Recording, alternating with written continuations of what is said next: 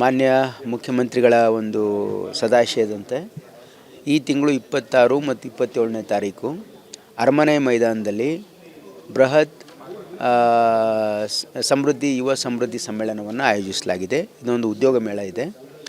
ಇಲ್ಲಿ ಸುಮಾರು ನಮ್ಮ ಅಂದಾಜಿನ ಪ್ರಕಾರ 50,000ಕ್ಕಿಂತ ಜಾಸ್ತಿ ಉದ್ಯೋಗಾಕಾಂಕ್ಷಿಗಳು ಇದರಲ್ಲಿ ಭಾಗವಹಿಸ್ತಾರೆ ಅಂತಕ್ಕಂಥ ನಿರೀಕ್ಷೆ ಇದೆ. 502 ಕಂಪನಿಗಳು ಈಗಾಗಲೇ ರಿಜಿಸ್ಟ್ರೇಷನ್ ಮಾಡಿದ್ದಾರೆ. 1 ಲಕ್ಷಕ್ಕಿಂತ ಜಾಸ್ತಿ ವೇಕೆನ್ಸೀಸ್ ಅವರು ಪೋಸ್ಟ್ ಮಾಡಿದ್ದಾರೆ. ಹಾಗಾಗಿ ಕರ್ನಾಟಕ ರಾಜ್ಯದ ಎಲ್ಲ ಜಿಲ್ಲೆಗಳಿಂದ ಎಲ್ಲ ತಾಲೂಕುಗಳಿಂದ ಇವತ್ತು ಈ ಒಂದು ಯುವ ಸಮೃದ್ಧಿ ಸಮ್ಮೇಳನದಲ್ಲಿ ನಮ್ಮ ಯುವಕರು ಭಾಗವಹಿಸಬೇಕು ಅಂತಕ್ಕಂಥದ್ದು ನನ್ನ ಮನವಿ ಇದೆ. ಸರ್, ಏನೆಲ್ಲ ಬರುವಂಥ ಯುವಕರಿಗೆ ಏನೆಲ್ಲ ವ್ಯವಸ್ಥೆ ಮೂಲಭೂತ ಸೌಕರ್ಯ ಇಲ್ಲಿ ನಾವು ಬರ್ತಕ್ಕಂಥ ಈ ಒಂದು 26ನೇ ತಾರೀಕು ನಡೀತಕ್ಕಂಥ ಒಂದು ಯುವ ಸಮೃದ್ಧಿ ಸಮ್ಮೇಳನದಲ್ಲಿ ಎಲ್ಲ ವ್ಯವಸ್ಥೆ ಇರ್ತದೆ. ಇಲ್ಲಿ ಬರ್ತಕ್ಕಂಥ ಯುವಕರಿಗೆ ನಾವು ಊಟದ ವ್ಯವಸ್ಥೆ ಮಾಡಿದ್ದೀವಿ. ಇಲ್ಲಿ ಇರ್ತಕ್ಕಂಥ ಎಲ್ಲ ಒಂದು ಹೆಲ್ತ್ ಫೆಸಿಲಿಟಿ ಇರ್ತದೆ. ಹಾಗಾಗಿ ಇಲ್ಲಿ ಬರ್ತಕ್ಕಂಥ 2 ದಿವಸ ಇದೆ. ಅದು ಮೊದಲನೇ ದಿವಸ 2ನೇ ದಿವಸ ಊಟದ ವ್ಯವಸ್ಥೆ ಕೂಡ ಮಾಡಿ. ಸರ್, ಹೇಗೆಲ್ಲ ಕೌಂಟರ್ ವ್ಯವಸ್ಥೆ ಅಂದರೆ ಸುಮಾರು 150 ರಿಜಿಸ್ಟ್ರೇಷನ್ ಕೌಂಟರ್ಗಳನ್ನು ಮಾಡಿದ್ದೀವಿ ಮತ್ತು 600 ಸ್ಟಾಲ್ಸನ್ನು ಹಾಕ್ತಾಯಿದ್ದಾರೆ. ಬೇರೆ ಬೇರೆ ಕಂಪನಿಗಳು ಬಂದು ಅಲ್ಲೆಲ್ಲ ವಿತ್ ಇಂಟರ್ನೆಟ್ ಫೆಸಿಲಿಟಿ ಇರ್ತದೆ. ಈಗ ಒಂದು ಸುಸಜ್ಜಿತವಾಗಿರ್ತಕ್ಕಂಥ ಒಂದು ಹೈಟೆಕ್ ಒಂದು ಯುವ ಸಮೃದ್ಧಿ ಸಮ್ಮೇಳನ ಜಾಫೇರ್ ರಿಜಿಸ್ಟ್ರೇಷನ್ ಉಚಿತ ಸರ್? ರಿಜಿಸ್ಟ್ರೇಷನ್ ಉಚಿತ, ಯಾವುದೇ ಕಾಸ್ಟ್ ಇಲ್ಲ. ಉದ್ಯೋಗಾಕಾಂಕ್ಷಿಗಳು ಬರೋ ನಿರೀಕ್ಷೆ ಇದೆ ಸರ್? ಈಗಾಗಲೇ 31,000 ರಿಜಿಸ್ಟ್ರೇಷನ್ ಆಗಿದ್ದಾರೆ. ನನ್ನ ಅಂದಾಜು ಪ್ರಕಾರ 50,000 ದಾಟ್ತದೆ ಸರ್. ಈಗ ಪ್ರಧಾನಮಂತ್ರಿ ಸ್ಕಿಲ್ ಡೆವಲಪ್ಮೆಂಟ್ ಏನು ಸೆಂಟ್ರಲ್ ಗೌರ್ಮೆಂಟ್ ಸ್ಕೀಮ್ ಮಾಡ್ತಾ ಇದ್ದಾರೆ, ಅದರ ವ್ಯತಿರಿಕ್ತವಾಗಿ ರಾಜ್ಯ ಸರ್ಕಾರ ಈ ಒಂದು ಯೋಜನೆ ಹಾಕ್ಕೊಂಡಿದೆ. ಅಲ್ಲ ನೋಡಿ, ಅದರ ವ್ಯತಿರಿಕ್ತವಾಗೆಲ್ಲ ರಾಜ್ಯ ಸರ್ಕಾರ ಮಾನ್ಯ ಮುಖ್ಯಮಂತ್ರಿಗಳ ಒಂದು ಮುಂದಾಲೋಚನೆಯಿಂದ ಈ ರಾಜ್ಯದ ಯುವಕರಿಗೆ ಒಂದು ಒಳ್ಳೆಯ ಭವಿಷ್ಯವನ್ನು ನಿರ್ಮಾಣ ಮಾಡಬೇಕು, ಅವರಿಗೊಂದು ಒಳ್ಳೆಯ ಅವಕಾಶ ಕೊಡಬೇಕು, ಅವರಿಗೆ ಭದ್ರತೆ ಕೊಡಬೇಕು, ಅವರಲ್ಲಿ ಕಾನ್ಫಿಡೆನ್ಸ್ ಬಿಲ್ಡ್ ಮಾಡಬೇಕು ಅಂತಕ್ಕಂಥದ್ದು ಸರ್ಕಾರದ ಸದುದ್ದೇಶ ಆಗಿದೆ. ಹಾಗಾಗಿ ಅನೇಕ ಕಾರ್ಯಕ್ರಮಗಳು, ಯುವ ನಿಧಿ, ಆಮೇಲೆ ಯುವ ನಿಧಿ ಪ್ಲಸ್, ಆಮೇಲೆ ಈಗ ನಮ್ಮ ಅಡಿಷ್ನಲ್ ಆಗಿ ನಾವು ಈಗೇನು ಜಾಬ್ ಫೇರ್ ಮಾಡ್ತಕ್ಕಂಥ ಯುವ ಸಮೃದ್ಧಿ ಸಮ್ಮೇಳನ ಇರ್ಬೋದು ಮತ್ತು ನಮ್ಮ ಯುವಕರಿಗೆ ಎಂಪ್ಲಾಯಬಲ್ ಸ್ಕಿಲ್ ಕೊಡ್ತಕ್ಕಂಥ ಅನೇಕ ಯೋಜನೆಗಳನ್ನು ನಮ್ಮ ಸರ್ಕಾರ ಹಾಕ್ಕೊಂಡಿದೆ. ಕೇಂದ್ರ ಸರ್ಕಾರ ಈ ನಿರುದ್ಯೋಗ ಸಮಸ್ಯೆ ಏನಿದೆಯಲ್ಲ, ಇದಕ್ಕೆ ಅವರು ಯಾವುದೇ ರೀತಿಯ ಒಂದು ಪರಿಹಾರ ಕಂಡುಕೊಡ್ತಾ ಇಲ್ಲ. ಇದನ್ನು ಅವರು ಘೋಷಣೆ ಮಾಡಿದ್ರು, 2 ಕೋಟಿ ನಾವು ಉದ್ಯೋಗ ಸೃಷ್ಟಿ ಮಾಡ್ತೀವಿ ಅಂತ ಅವ್ರಿಗಿಂದ ಮಾಡೋಕ್ಕಾಗಲಿಲ್ಲ. ಅದು ಅಡ್ರೆಸ್ಸು ಮಾಡ್ತಾ ಇಲ್ಲ ಅವರು.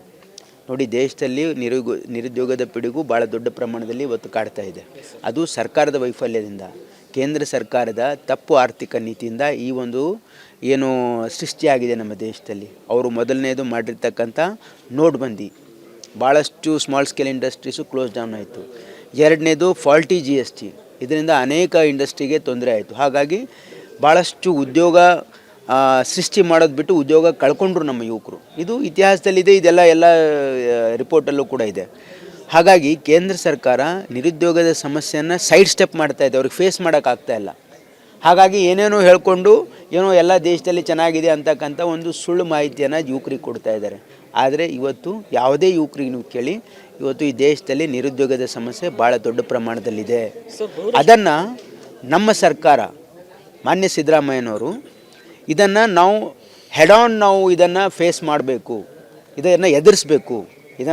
ಈ ಒಂದು ಸಮಸ್ಯೆಗೆ ನಾವು ಎದುರಿಸಿ ಇದಕ್ಕೆ ಪರಿಹಾರ ಹುಡುಕ್ತಕ್ಕಂಥ ಪ್ರಯತ್ನ ಸರ್ಕಾರ ಮಾಡಬೇಕು ಮತ್ತು ನಮ್ಮ ಯಂಗ್ಸ್ಟರ್ಸಲ್ಲಿ ಅದನ್ನು ಕಾನ್ಫಿಡೆನ್ಸ್ ಬಿಲ್ಡ್ ಮಾಡಬೇಕು ಅಂತಕ್ಕಂಥ ಒಂದು ಪ್ರಯತ್ನ ನಡೀತಾ ಇದೆ. ಬಹುರಾಷ್ಟ್ರೀಯ ಕಂಪನಿಗಳನ್ನು ಇಲ್ಲಿ ಇನ್ವೆಸ್ಟ್ ಮಾಡಿ ಕರ್ನಾಟಕಕ್ಕೆ ಅಂತ ಕರೀತೀರಾ, ಗ್ಲೋಬಲ್ ಇನ್ವೆಸ್ಟ್ಮೆಂಟ್ ಅಂತ ಸರ್ಕಾರ ವತಿಯಿಂದ.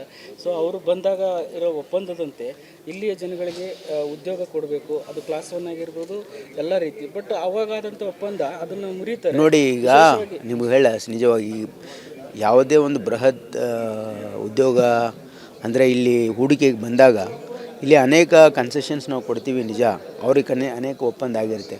ಆದರೆ ಅವ್ರು ಇಲ್ಲಿ ಬಂದಾಗ ಅವರು ಒಂದು ಪ್ರಾಮಿಸು ಮಾಡಿರ್ತಾರೆ, ನಾವು ಇಷ್ಟು ಉದ್ಯೋಗ ಅವಕಾಶ ಮಾಡಿಕೊಡ್ತೀವಿ ಅಂತ. ಆಮೇಲೆ ಇವತ್ತು ಕರ್ನಾಟಕಕ್ಕೆ ಯಾಕೆ ಬರ್ತಾ ಇದ್ದಾರೆ ಅಂದರೆ ಇಲ್ಲೇ ಸ್ಕಿಲ್ಡ್ ಮ್ಯಾನ್ ಪವರ್ ಇದೆ. IT-BT ಸೆಕ್ಟ್ರಲ್ಲಿ ವಿಶೇಷವಾಗಿ ನಮ್ಮ ರಾಜ್ಯ ಭಾಳ ಬೇರೆ ರಾಜ್ಯಕ್ಕಿಂತ ಭಾಳ ಮುಂದೆ ಇದೆ. ಇಡೀ ದೇಶದ ವರ್ಕ್ ಫೋರ್ಸಲ್ಲಿ we are more than 40% skilled manpower ನಮ್ಮ ಹತ್ರ ಇದೆ ಅಂತ ನಮ್ಮ ಹತ್ರ ಬರ್ತಾ ಇದ್ದಾರೆ. ಹಾಗಾಗಿ ಕರ್ನಾಟಕ ರಾಜ್ಯದಲ್ಲಿ ಬೇರೆ ಕೆಲವು ಜನ ಬರ್ಬೋದು, ಆದರೆ ಸರೋಜಿನಿ ಮಹಿಷಿ ಇದ್ರ ಪ್ರಕಾರ 100% ಆಗಿ ಕೆಲವೊಂದು ಸೆಕ್ಟರ್ಗಳಲ್ಲಿ ನಮ್ಮ ಮಕ್ಕಳೇ ಇದ್ದಾರೆ. ಕೆಲವೊಂದರಲ್ಲಿ ಇರದೇ ಇರ್ಬೋದು. ಆದರೆ ಸರ್ಕಾರ ಖಂಡಿತವಾಗಿ ಕಾಲಕ್ಕೆ ಅದನ್ನು ಪರಿಶೀಲನೆ ಮಾಡಿ ಅದನ್ನು ನಾವು 80% ಆದರೂ ನಮ್ಮ ಸರೋಜಿನಿ ಮಹಿಷಿ ಸದಾಶಿವಂತೆ ನಮ್ಮ ಸರ್ಕಾರ ಬದ್ಧವಾಗಿದೆ. ಅದು ಸ್ವಾದಿಷ್ಟತೆಯ ಸ್ವಾದ, ತಾಜಾತನದ ಆಹ್ಲಾದ, ಉತ್ತಮ ಆರೋಗ್ಯ ಮತ್ತು ಹೆಚ್ಚಿನ ರೋಗ ನಿರೋಧಕ ಶಕ್ತಿಯ ವೃದ್ಧಿಗೆ ಈಗ ನಿಮಗೆ ಸಿಗುತ್ತಿದೆ ಉತ್ತಮ ಗುಣಮಟ್ಟದ ಪೌಷ್ಟಿಕಾಂಶ Shri Vaidik millet health mix. ಇದು ಸಿರಿಧಾನ್ಯಗಳ ಸಂಪತ್ತು.